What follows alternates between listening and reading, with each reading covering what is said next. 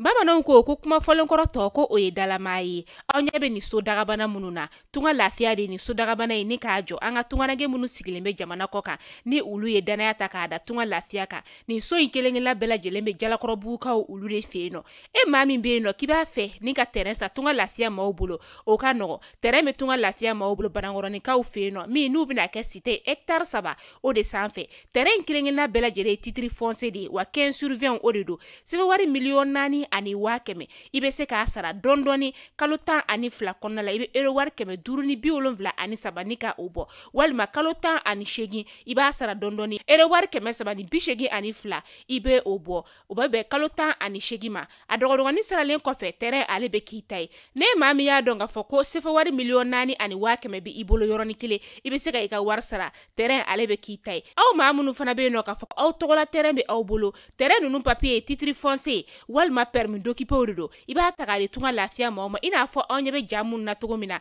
u b'a jɔ ni ka a di ma ka sɔrɔ i ma tɔɔrɔ o tuma la tunganage minnu sigilen bɛ jamana kɔ kan tunga lafiya nana aw lafiyali o de kama walasa sojɔko la aw kana degun sɔrɔ cogoya min na ne mɔgɔ min bɛ fɛ ka kunnafoni wɛrɛ sɔrɔ sa o tuma la an wele an ka numéro whatsapp kan 00336 41 94 03 80 walima 00223 72 18 42 47 tunga lafiya maliyɛnden minnu sigilen bɛ jamana kɔ kan u bɛɛ lajɛlen kelen-kelenna bɛ se ka u ni kanso sɔrɔ ba maliba ale kɔnɔna la cogoya min na.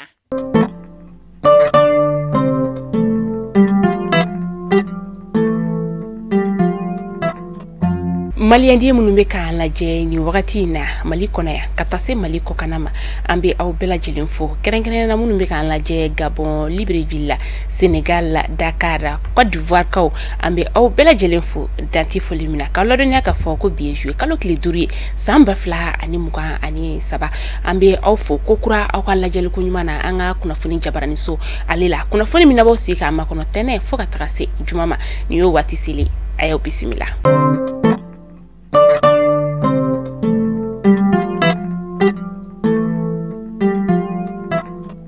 Kunnafoni daminɛ bi an ka camancɛ fanga jamana ɲɛma n'o ye colonel Asimi Goita ye ale kɔni ma kɔnɔnen do kayikaw olu ka dugu o kɔnɔna la juillet kalo tile 15 nata ka taa se a tile 22 ma nin kunnafoni kɔni dira kunu Kayi marabolo ɲɛma ale fɛ ni o ye colonel Musa Sumare ye colonel Musa Sumare a y'a yira k'a fɔ ko an ka camancɛ fanga jamana ɲɛma n'o ye colonel Asimi Goita ye a kɔni ta kun ye fɛn min ye o de ye terrain min ni ale kɔni wulila a bɛna taa o baaraw ni ka olu kolomo kari ka kila tuguni fɛn min ye kayindikaw olu fɛ yen nɔ ye u ka camancɛ kalanso ni o ye lycée public ye kayindikaw fɛ yen nɔ a bɛna taa o birikiden fɔlɔ ni ka o da o kɔfɛ tuguni a bɛna Kayi Jɛma Bamakɔ sira ni ka piki do o la k'o sira kun fɔlɔ baaraw ni ka olu fɛnɛ kolomo kari ani tuguni fana sira min fana ni ale bɛ Kayi ni Sandare ni ɲɔgɔn cɛ olu bɛɛ lajɛlen siraw olu bɛna kolomo kari. An ka ministre min bɛ yen nɔ ni ale ɲɛsinen bɛ tɔrɔladon ale ni kɛlɛkɛcɛkɔrɔ olu ka ministre masa ni ale ye colonel Sadio Kamara ye walasa ka se ka an ka ba polisilakaw olu ka fɔlikɛminɛnw ni ka o lakuraya sa a kɔni ye fɔlikɛminɛn kuraw ni ka o di u ma colonel Sadio Kamara a ye nin baara in kɛ kunu juillet kalo tile 4 san 2023 a ka département yɛrɛ o kɔnɔna la min ni a ye nin fɔlikɛminɛn ta ni ka di an ka ba polisilakaw olu ma a kɛra maa min ɲɛna sa o de ye chef d'état-major général adjoint des armées ale ɲɛna ni ale ye général de brigade Ousmane wele nin kɔni kɛra nisɔndiyaba ye an ka ba polisilakaw bolo k'a sababuya kɛ u ye fɛlikɛminɛn kura caman ni ka o sɔrɔ. Kunu juillet kalo tile 4 san 2023 ministre min bɛ yen nɔ ni ale kɔni tun ɲɛsinen bɛ sifinakaw ka ministre ka taa se farikolo ɲɛnajɛ misiri ma ni o ye Musa Aga Atayera ale sa maa min ye ale nɔ labila o de ye Abdul Karim Ibrahim Fɔnba ye ni maa fila kɔni ye sigiyɔrɔ ni ka o falen o sigiyɔrɔ falen kɔnɔna la sa fɛn min ye ministre min ni ale kɔni bɔra a nɔ la ni o ye Musa Aga Atayera ye a ye foli kɛ ni k'a ɲɛsin a nɔ labilaba o yɔrɔ la k'a yira a la k'a fɔ ko baara min ni a y'a daminɛ ko n'a mago jɔra la su ani tile a ka wele lase a ma a bɛ a dɛmɛ a ka baara o kɔnɔna la ministre kura yɛrɛ sa ni o ye monsieur Fɔnba ye ale kɔni ye duwawu don kɛ k'a yira k'a fɔ ko jamana ɲɛmaa kɔni ye jigi min ta ni ka da a kan ni Ala sɔnna ma k'a bɛna o mina ni ka o lafa. Gouvernement ka hijiden kun fɔlɔ olu kɔni nana kunu an ka jamana o kɔnɔna na mabeti jɔ ma 300 ani maa 8 na an ka ministre be no ni ale kɔni ɲɛsinnen bɛ dinɛ koɲaw ma ni o ye Mahamadu Kone ye ale n'a ka maaw ye an ka hijiden kun fɔlɔ ni ka olu bisimila. Fefawari wa bisaba o de kɔni dira faraɲɔgɔn kan jɛkulu dɔw ma ni o bɛ wele ko alakama tɔn ni faraɲɔgɔn kan jɛkulu yɛrɛ kɔni ka baara ɲɛsinnen bɛ madarasa o de ma mayinakaw olu fɛ yen nɔ a duru ma juma tɛmɛnen o la sa u ka ɲɛma o y'a yira k'a fɔ ko ni musaka in kɔni dilen bɛna kɛ sababu ye ni ka madarasa in ka ale dɛmɛ kosɛbɛ madarasa min yɛrɛ ni ale kɔni tun tɛ a kɔnɔna la dugulamaw kɔni kelen tɛ ka u janto a la nin kɛra nisɔndiyaba ye a alimamiw olu bolo. Gawo ale y'a ka samiya sanji fɔlɔba ni ka o sɔrɔ tɛnɛ tɛmɛnen na sanji min ni a ma dugu ma la ka sababu kɛ sanji ale walankata la kosɛbɛ u ka dugu o kɔnɔna la kɛra sababu ye ni ka fɛn caman ni ka o tiɲɛ u ka tasuma min ni a bɛ yelen bɔ sirabakannaw olu la olu tiɲɛna ani tuguni u ka lampan yelen olu fana bɛɛ lajɛlen kɔni tiɲɛna denbaya dɔw yɛrɛ kɔni ka so olu binna a sen fɛ nka fɛn min ye kɛra maa lafiya yɔrɔ ye sa o de y'a yira la k'a fɔ ko maa kɔni ni ma to a la.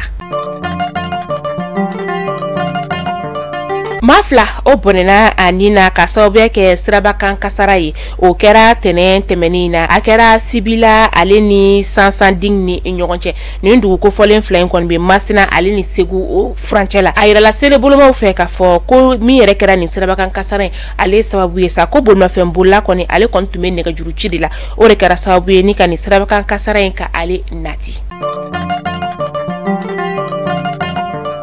San 2023 kana se san 2024 samiya kɔni o donna fɛn min ye sɛnɛkɛlaw ye olu kɔni kelen don ni ka baara ka o daminɛ ni wagati na a dɔw yɛrɛ y'a yira k'a fɔ ko fɛn min ye nɔgɔ yɛrɛ ye ko ɲina nɔgɔ yɛrɛ kɔni ɲɔgɔn ɲumanba de kɔni o dilen don u ma wagati min na olu fana bɛ k'o fɔ yɔrɔ dɔw fana ma olu kɔni bɛ k'a yira k'a fɔ ko olu yɛrɛ kɔni tɛ ka nɔgɔw ɲɛ la ko nɔgɔ kɔni talen don ni ka di kɔɔri sɛnɛnaw olu de ma kita sɛnɛkɛla olu kɔni ye u ka nisɔndiya yira k'a yira k'a fɔ ko olu kɔni ye san 2023 kana se san 2024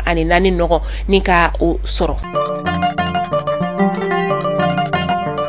Mali kunnafoni jabaran lajabaw kunnafoni dabalan tun bɛ an bolo kɔrɔ bi ni ka da kelen-kelen bɛɛ lajɛlen kulo kan o de tun ye nin ye ni wagati in na terrain bɛ tun ka lafiya ma olu bolo banawɔrɔnikaw fɛ yen nɔ terrain kelen-kelen bɛɛ lajɛlen titre foncier 15/20 a musaka bɛ t'i jɔ sifawari $4,000 ani 500,000 la n'a b'i bolo yɔrɔnin kelen i bɛ se k'a sara n'a t'i bolo fana i bɛ se ka a dɔgɔdɔgɔnin sara fo kalo 12 i bɛ euro wari 573 ni ka o de bɔ n'o ka suru e mɔgɔ min ɲɛkɔrɔ sa kalo 18 o fana bɛ yen nɔ i bɛ euro wari 782 ni ka o bɔ ni kilali ka terrain sara la wagati min na terrain papier ale bɛ kɛ i ta ye ni banakɔrɔn ka ja e mɔgɔ min ɲɛkɔrɔ sa ni wagati na terrain ale bɛ pochekaw olu fɛ yen nɔ tunga lafiya ale bolo o terrain fana ye titre foncier 15/20 ale musaka ye sefawari $6,000,000 n'a b'i bolo sara fana sa i bɛ se k'o fana sara yɔrɔnin kelen n'o fana t'i bolo i bɛ se ka a dɔgɔdɔgɔnin sara kalo o kalo i bɛ euro wari 764